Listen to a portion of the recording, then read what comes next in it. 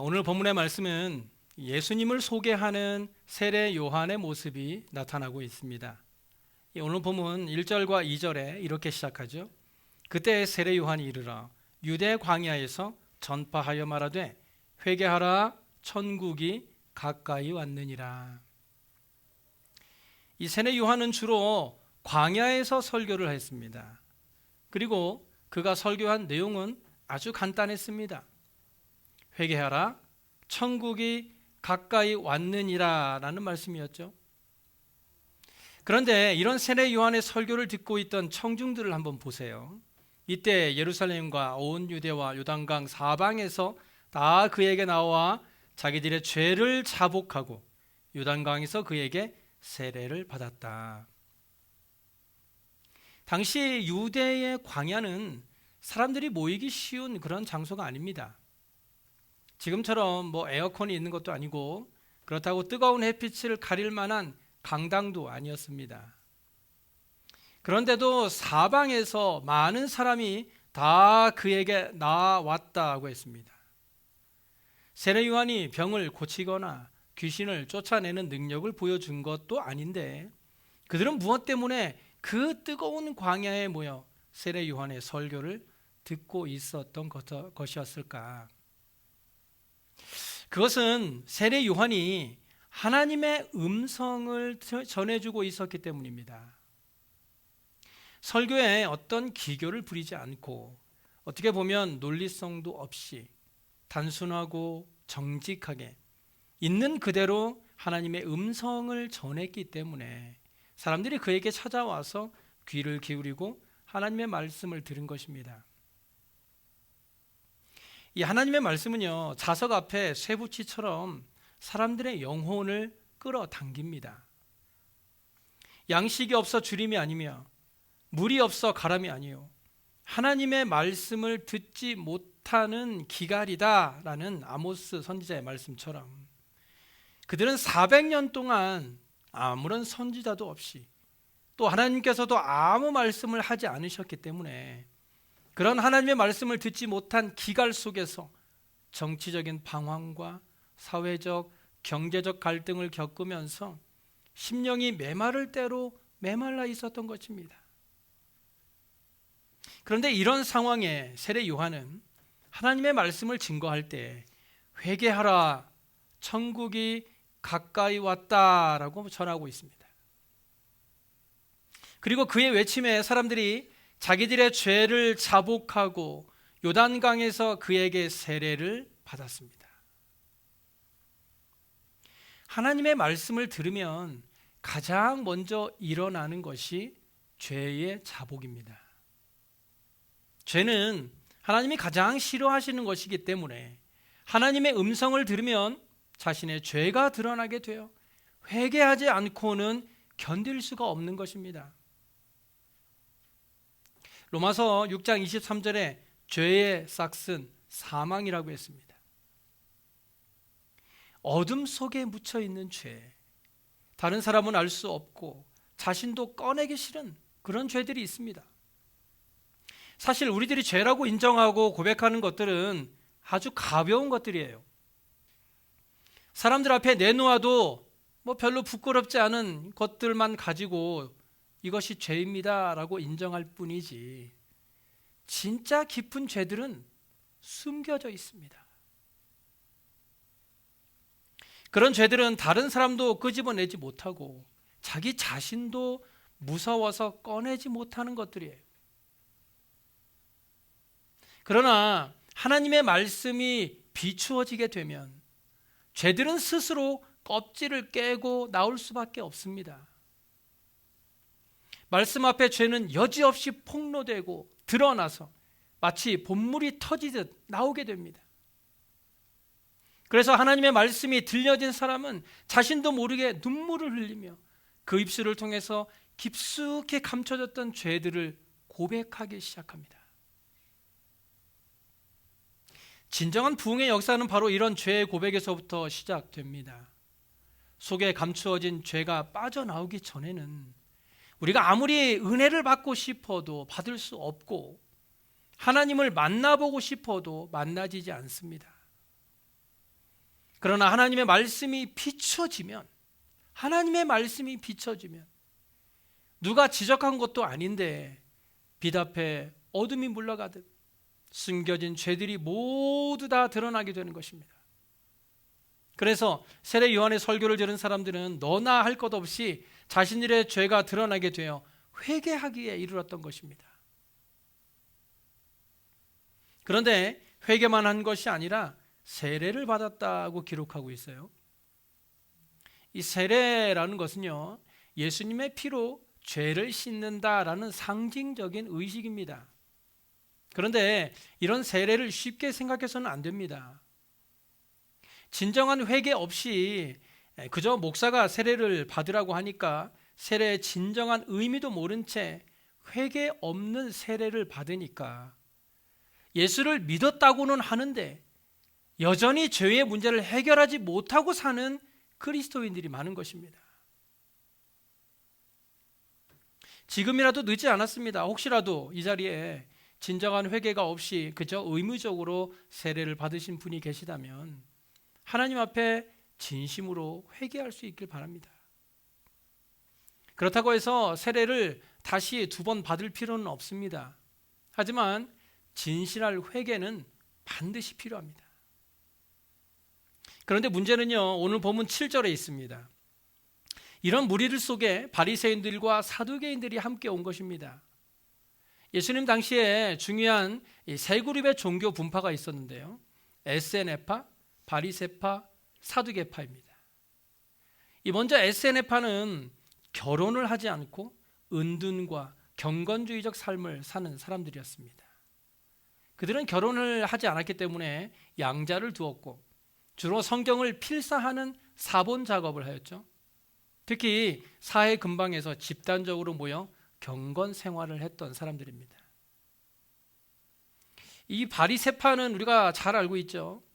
이 바리새파는 에세네파와는 조금 달리 그들은 도시에 살면서 하나님의 율법을 누구보다도 잘 지키기 위해 적극적으로 헌신했던 사람들입니다. 이들은 지나치게 하나님의 말씀대로 살려고 애썼기 때문에 분리주의자라는 별명까지 얻게 되었습니다. 이들은 특히 유대 사회 안에서 율법의 형식과 외모 그리고 의식을 아주 중요하게 여겼습니다. 이들은 육체의 부활도 믿었고 천사의 존재도 믿었습니다. 그런데 이들의 가장 큰 문제는 자기들보다 하나님을 잘 섬기고 율법을 잘 지키는 사람은 없다라고 생각한 것입니다. 그렇다 보니까 철저한 종교인이 되었고 율법주의자가 되었던 것입니다. 사두개파는요, 다윗과 솔로몬 시대의 제사장 사독이라는 사람이 있는데요, 이 사독이라는 사람의 이름을 따서 사두개파라는 계파가 형성이 되었는데, 이들은 특별히 제사장 그룹이면서도 공회원 그룹으로서 정치적인 권력을 가지고 있던 사람들입니다.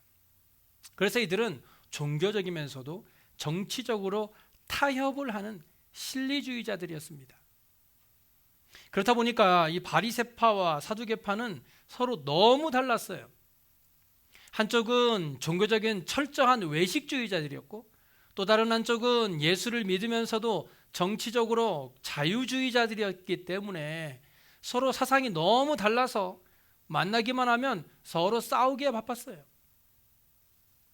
그런데 이런 사회적으로 영향이 있는 사람들이 왜 아무 힘도 없고 볼품도 없는 세례 요한에게 찾아왔을까요? 어떤 분들은 그래도 와주니 얼마나 고맙지 않느냐라고 할지도 모르겠습니다. 하지만 세례 요한은 그런 사람들을 고맙게 여기지 않고 오히려 7절에 이렇게 말씀하죠. 독사의 자식들아, 누가 너희를 가르쳐 임박한 진노를 피하라 하더냐. 교회에도 와주는 사람들이 있죠. 목사님 얼굴 봐서 또는 친구 따라 혹은 한국 사람 만나러 와주는 것입니다.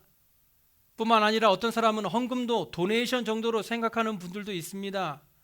교회를 도와준다고 생각하는 것이죠. 하지만 헌금은 하나님께 드리는 것입니다. 하나님은 거지가 아니에요. 하나님이 어딘가 부족해서 여러분에게 도움을 요청하시는 분이 아니라는 것입니다. 세상을 창조하시고 이 세상의 모든 만물이 다 하나님의 것인데 그런 하나님 앞에 와주는 사람을 하나님은 뭐라고 하실까요? 세례 요한을 찾아온 바리새인과 사두개인은 이 겸손하게 하나님의 음성을 듣고 회개하러 온 것이 아니었어요. 그들은 다른 목적이 따로 있었던 것이죠. 하지만 우리가 반드시 기억해야 하는 것은 하나님의 나라는 다른 목적을 가지고 온 사람들을 필요로 하지 않는다는 것입니다.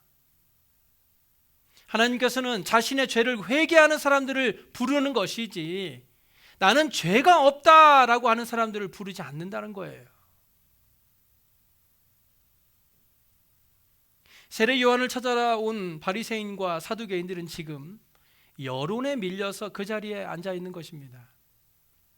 당시에 이 세례 요한이 사람들에게 굉장히 인기가 많으니까 그가 정말 하나님의 사자인가 아닌가 이것을 단지 구경하러 온 것이에요.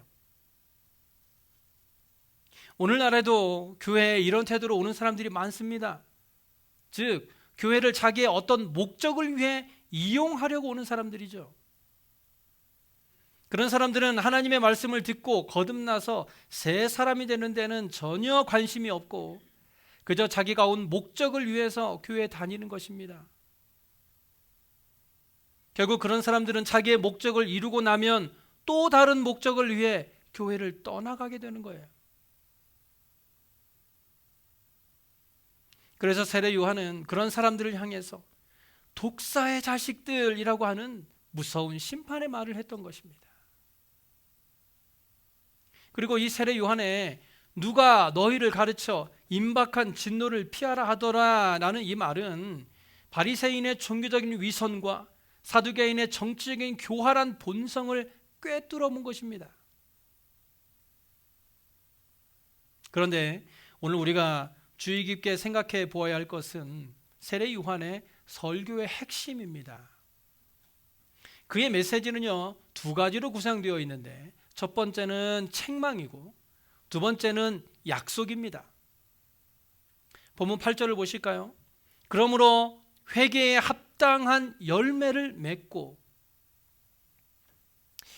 우리 교회는 그런 분들이 계시지 않지만 어떤 여성분들은요, 화장을 하지 않으면 그 사람이 누구인지 알아보지 못하는 분들도 계신다고 하죠. 이 원래 화장이라는 것은 예쁜 얼굴을 조금 더 예쁘게 꾸미는 것이 화장인데 요즘은 화장이 아니라 분장을 한다고 합니다. 하지만 본질이 바뀌지 않으면 껍질을 아무리 바꾸어 본들 아무런 소용이 없습니다. 비싼 옷을 입고 진한 화장을 한다고 해서 그 사람이 다른 사람이 되는 게 아니에요.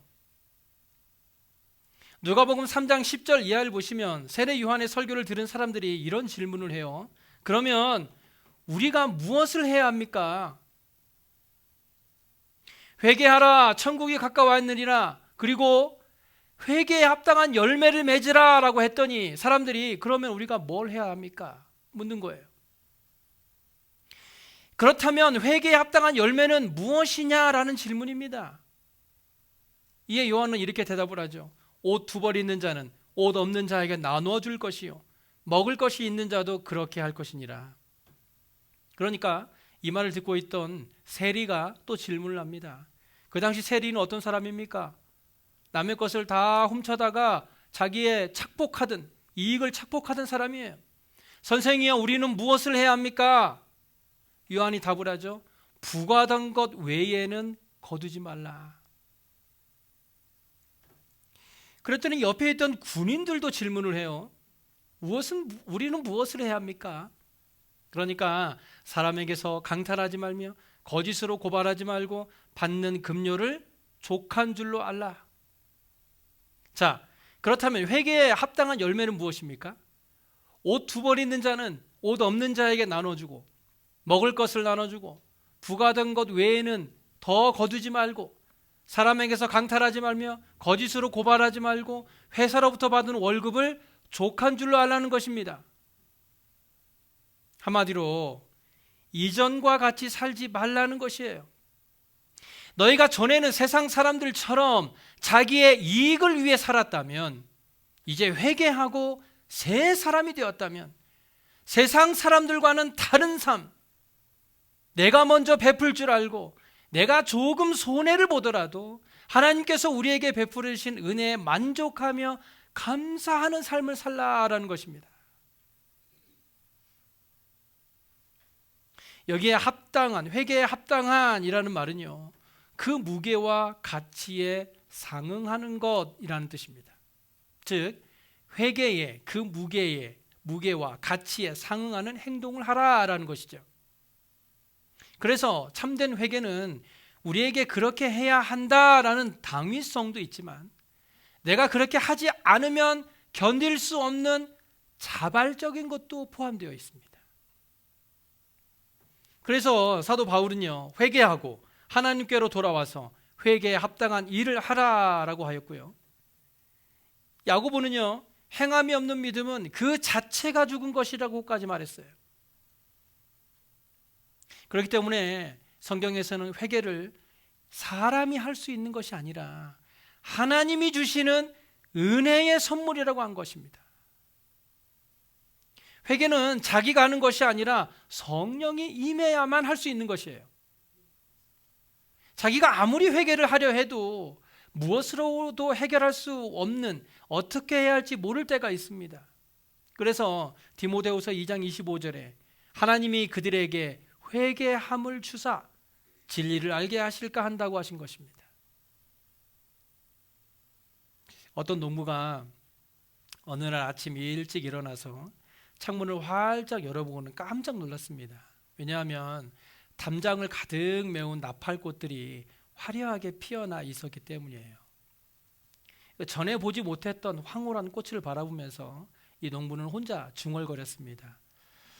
밖으로 나가서 나팔꽃을 바라보면서 하루를 즐겼으면 좋으련만, 오늘은 밀밭을 갈아 놓아야 하니 빨리 밭을 갈고 돌아와서 저 꽃을 즐겨야지.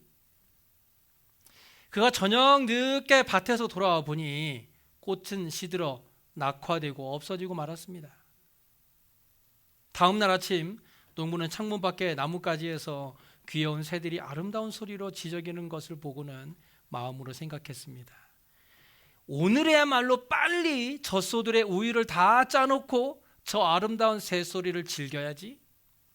그런데 농부가 일을 다 마치고 돌아와 보니 새들은 다른 곳으로 날아가 버리고 없었습니다. 전도서 3장 1절에 범사에 기한이 있고 천하 만사가 다 때가 있다고 말씀해 줍니다. 또 누가복음 9장 62절에 손에 쟁기를 잡고 뒤를 돌아보는 자는 하나님의 나라에 합당하지 않다고 하였습니다. 모든 것에는 때가 있습니다. 하나님이 회개할 기회를 주실 때 회개할 수 있길 바랍니다. 기회는 다시 오지 않을 수 있어요. 성령께서 여러분의 마음에 회개의 마음을 주실 때 저 깊은 곳에 있는 우리의 은밀한 죄를 하나님 앞에 진실하게 회개함으로 회개에 합당한 열매를 맺을 수 있길 바랍니다. 그런데 세례 요한은요, 회개에 합당한 열매를 맺으려고 하면서 9절에 이런 말을 해요. 속으로 아브라함이 우리의 조상이라고 생각하지 말라. 내가 너희에게 이르노니 하나님이 능히 이 돌들로도 아브라함의 자손이 되게 하시리라. 바리새인들과 사두개인들은요, 자기들은 당연히 구원을 받게 될 것이라고 생각했어요. 왜냐하면 자기들이 아브라함의 자손이다 라고 생각하고 있었기 때문이죠. 그들은 모태신앙이었고 주일 성수도 잘하고 11조도 빠짐없이 드렸고 금식도 하고 기도도 열심히 했습니다. 그러니 그런 자신들이 천국에 가지 못하면 과연 누가 천국에 가느냐라고 자부심이 있었던 것이죠. 더군다나 자기는 아브라함의 자손입니다. 신앙의 뿌리가 있는 사람이에요. 하지만 그런 외적인 조건과 모습이 우리를 구원하는 것이 아닙니다. 아버지가 장로라서, 목사라서, 어머니가 권사니까 그의 자녀들은 당연히 천국에 가는 것이 아니에요. 세례 요한은 10절에 이렇게 말합니다. 이미 도끼가 나무 뿌리에 놓였으니 좋은 열매를 맺지 아니하는 나무마다 찍혀 불에 던져지리라. 이것은 심판의 긴급성을 말하는 거예요. 언제 심판이 임할지 모른다는 겁니다.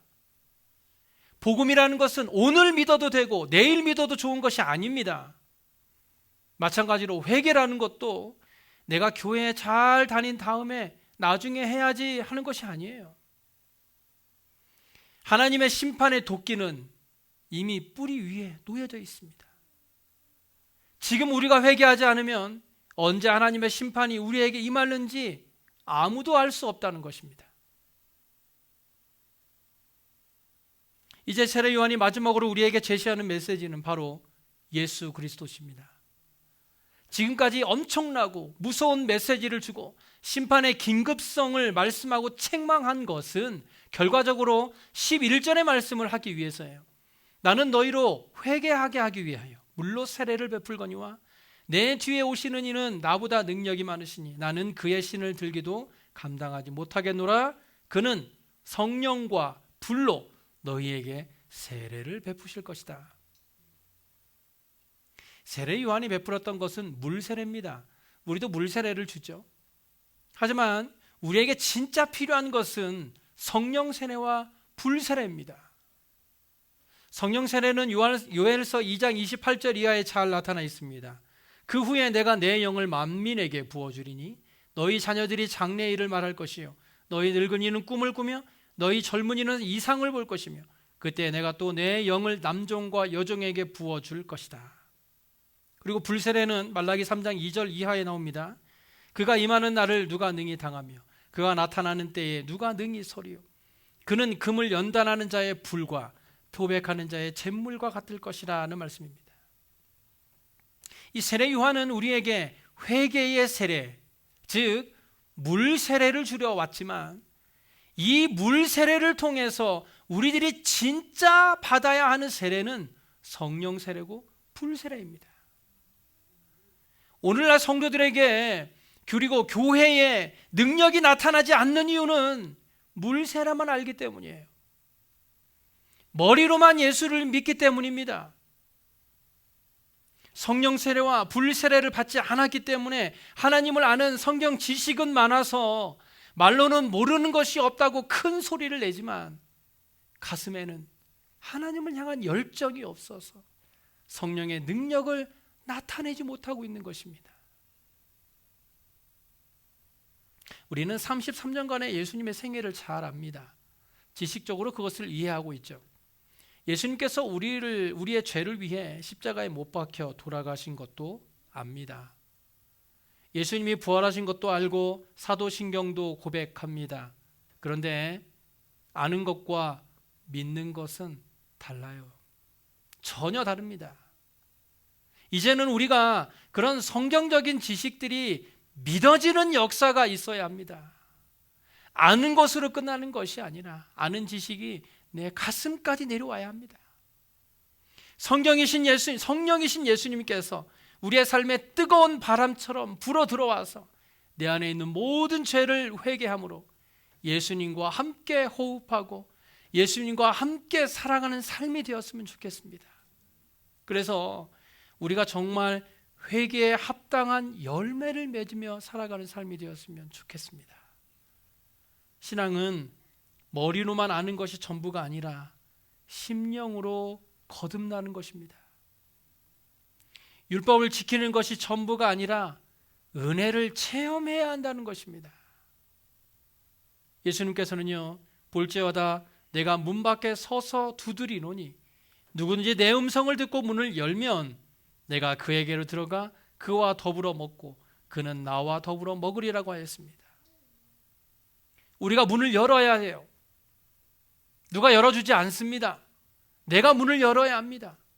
예수님께서 회개하라라는 음성으로 우리의 마음의 문을 두드리실 때, 우리의 마음의 문을 활짝 열고 주님을 맞아들일 때, 이제는 우리가 주님과 함께 더불어 먹고 마시고 함께 생활하는 그리스도께서 살아서 역사하는 삶을 살 수 있다는 것입니다. 세례 요한은 본문 12절에 결론적으로 이렇게 말씀합니다.